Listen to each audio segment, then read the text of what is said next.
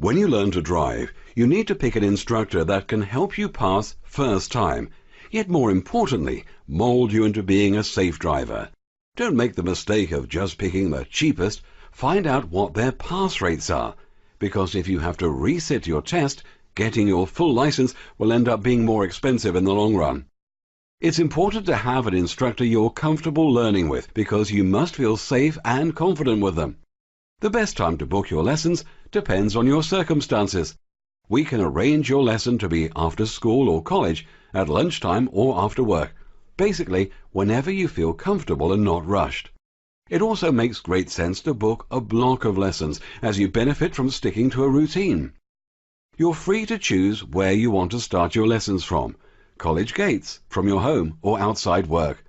We can also accommodate your preferences, and if your circumstances change, that's okay too. How do you want to pay for your lessons? Card, over the phone, or maybe cash on the day? Once you've decided on how many lessons you want, where you want to start and end your lessons, and how you want to pay, you'll receive an email from us confirming all the details, and also a code of conduct you can expect from us. If you're brand new to driving, we'll take you to a quiet location where you can discover how all the controls work without the pressure of other motorists.